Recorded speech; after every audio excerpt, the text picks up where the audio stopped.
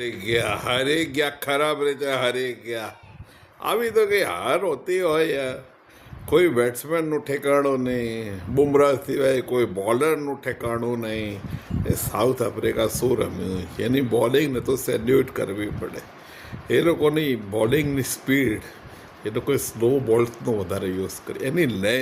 એની length એવી હતી કે લગભગ યોર્કર અથવા શોર્ટ ઓફ ફૂલ ટોસ આપણો કોઈ બેટ્સમેન મારી ના શકે પાણી વગર માછલી તરફડે એમ આપણા બેટ્સમેનો ચોગ્ગાને છગ્ગા માટે તરફડતા મેં જોયા અરે 15-16 ઓવર થયા પછી બી કોઈ મારી શકતો નહોતું તો છેલ્લે દુબે 3-4 મારીએ જ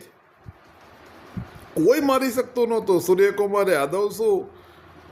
હાર્દિક શું કોઈ મારી શકતો નહોતો રિંકુ બધા જ નિષ્ફળ ગયા ટીમ આપણી ખરાબ નથી તો આપણી નિષ્ફળતાના કારણે શું બધા એનાલિસ્ટોએ ગવાસ્કરે બધાના કારણો આપ્યા છે હું મારા કારણ આપું છું નંબર 1 સિલેક્શન ખોટું હતું સુંદર T20નો ખેલાડી જ નથી is not material four T20 એને ખોટો રમાડ્યો નંબર 2 અક્ષર અથવા તો કુલદીપ બેમાંથી એકને લેવાનો હતો અક્ષરની બોલિંગ સારી છે અને બેટિંગનું વેલ્યુ એડિશન છે કુલદીપની બોલિંગ એક્સિલન્ટ છે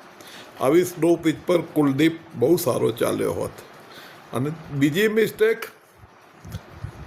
એ લોકોએ પિંચ હિટર તરીકે સુંદરને મોકલ્યો પહેલી મિસ્ટેક સુંદરને લીધો બીજી મિસ્ટેક પિંચ હન્ટર તરીકે સુંદરને મોકલ્યો હવે એને બિચારાને સિંગલ લેવાના ઠેકાણા નહીં ને શું એ ચોગ્ગા છગ્ગા મારશે એક 6 માર દે અલગ બાત હે ભાઈ આ ત્રીજી મિસ્ટેક બુમરાહ સિવાય આપણા કોઈ બોલરોએ લેન્થ અને લાઇન મેન્ટેન નથી કરી ખૂબ શોર્ટ બોલ આપ્યા છે કે ખૂબ ફૂલ ટોસ આપ્યા છે યોર્કર કે શોર્ટ ઓફ ગુડ લેન્થ નાખવાનો પ્રયત્ન નથી કર્યો સ્પીડના એવા વેરિએશન નથી કર્યા અનઇન્ટેલિજન્ટ બોલિંગનું એકદમ એક્ઝામ્પલ છે જેને કારણે આ લોકો એટલીસ્ટ 30-40 રન એક્સ્ટ્રા કરી ગયા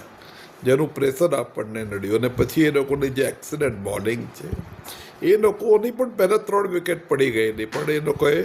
આપણી ખરાબ બોલિંગનો ફાયદો ઉઠાવીને બહુ જ રન કર્યા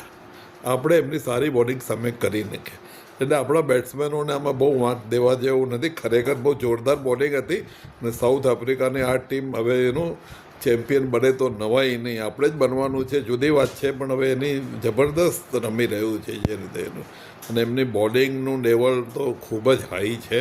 અને T20 માટે એકદમ સુટેબલ છે દરેક ખેલાડીનો એ લોકો અભ્યાસ કરીને આવેલા